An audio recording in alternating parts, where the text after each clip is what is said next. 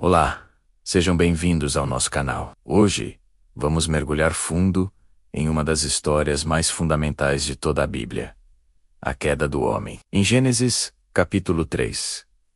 Essa narrativa não é apenas um conto antigo, ela estabelece as bases para todo o resto da história humana e do plano de Deus para a nossa salvação. Vamos vendar juntos detalhes e significados profundos por trás desse evento transformador. Tudo começa no paraíso, o jardim do Éden. Adão e Eva viviam em perfeita harmonia com Deus e com a criação. Mas de repente, uma nova personagem entra em cena. A serpente, a Bíblia a descreve como a mais astuta de todas as criaturas. Mais tarde, em Apocalipse, essa serpente é identificada como Satanás, o diabo, o grande enganador. Satanás usou a serpente como um disfarce, um instrumento para plantar a semente da dúvida. Ele se aproxima de Eva com uma pergunta aparentemente inocente, mas carregada de veneno. É verdade que Deus disse que vocês não podem comer de nenhuma árvore do jardim? Percebem a sutileza?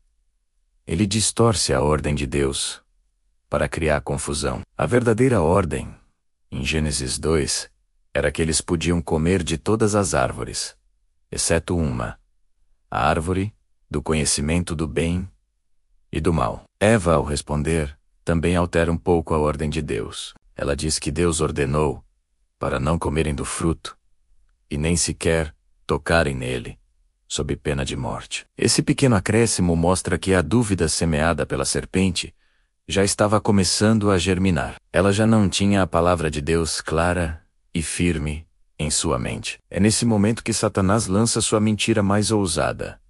Certamente, não morrereis. Ele contradiz diretamente a Deus. E depois, acusa Deus de ter segundas intenções.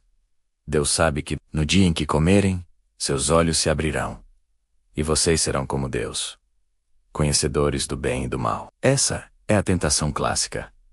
O desejo de ser como Deus, de definir por conta própria o que é certo e errado, de ser autônomo e independente do Criador. É a promessa de poder e sabedoria, sem a necessidade de submissão a Deus. A tentação é apresentada em 3 frentes. O fruto era bom para comer, agradável aos olhos e desejável para dar entendimento. Esses são os 3 pilares da tentação que vemos ecoar por toda a Bíblia, representando os desejos da carne, os desejos dos olhos e a soberba da vida. Eva cedeu. Ela pegou o fruto, comeu e deu também a Adão, que estava com ela, e ele comeu. O que acontece em seguida é imediato e devastador. Gênesis diz que os olhos de ambos se abriram, e eles perceberam que estavam nus. A inocência se foi. A nudez, que antes era natural e sem malícia, agora trazia um sentimento de vergonha e vulnerabilidade. Eles tentam resolver o problema por conta própria, costurando folhas de figueira para fazer roupas improvisadas. Foi a primeira tentativa humana de cobrir o próprio pecado, uma solução frágil e inadequada. Quando Deus desce ao jardim para caminhar com eles, como fazia todos os dias, Adão e Eva se escondem. O relacionamento que era de comunhão e alegria, agora era de medo e culpa. Deus chama: Adão, onde você está? Não é que Deus não soubesse. Era uma pergunta para que Adão reconhecesse sua própria condição. A resposta de Adão é um triste exemplo de como lidamos com o pecado. Ele diz: ouvi a tua voz no jardim. Tive medo, porque estava nu, e me escondi. E quando Deus pergunta se ele comeu do fruto proibido, Adão culpa a mulher.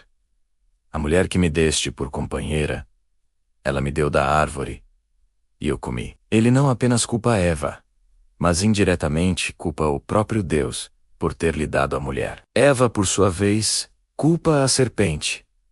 A serpente me enganou, e eu comi. Vemos aqui o ciclo de transferir a culpa. Uma recusa em assumir a responsabilidade pelos próprios atos, algo que conhecemos muito bem até hoje. Então, Deus pronuncia o julgamento. Primeiro, para a serpente, ela é amaldiçoada.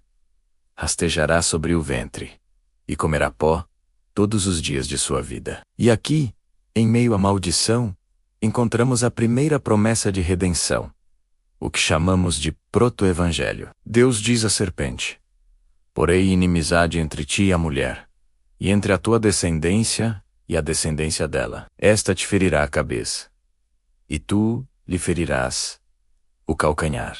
Isso é uma profecia poderosa. A descendência da mulher aponta para Jesus Cristo. A luta entre a humanidade e o mal é retratada aqui. Satanás feriria o calcanhar de Cristo, uma referência à sua crucificação, uma ferida dolorosa, mas não fatal. Mas Cristo esmagaria a cabeça da serpente, uma ferida mortal, significando sua vitória definitiva sobre o pecado, a morte e Satanás, através da sua ressurreição. Desde o início da queda, Deus já estava revelando seu plano de salvação. Em seguida, vêm as consequências para a mulher e para o homem. Para Eva, Deus diz que multiplicará suas dores no parto.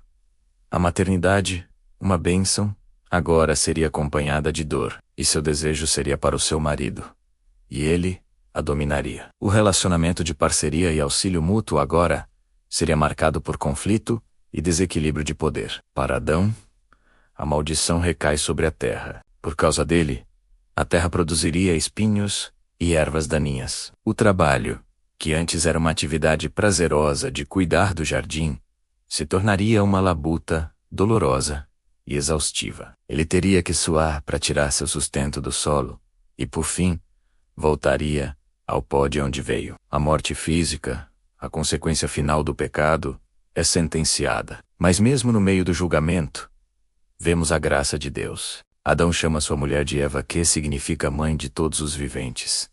Um ato de fé na promessa de que a humanidade continuaria. E Deus, vendo que as roupas de folhas de figueira eram insuficientes, fez para eles túnicas de pele e os vestiu. Isso é muito significativo. Para fazer túnicas de pele, um animal precisou morrer. Foi o primeiro sacrifício de sangue, um prenúncio do sacrifício final de Cristo, o Cordeiro de Deus, cujo sangue nos cobre e nos purifica do pecado. Finalmente, Deus expulsa Adão e Eva do jardim do Éden.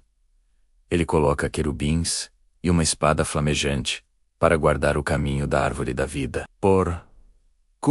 Para impedir que, em seu estado pecaminoso, eles comessem da árvore e vivessem para sempre, em sua condição caída e separada de Deus. A expulsão, embora um ato de juízo, foi também um ato de misericórdia, abrindo caminho para o plano de redenção que nos daria acesso, não apenas à vida, mas à vida eterna em comunhão restaurada com Ele.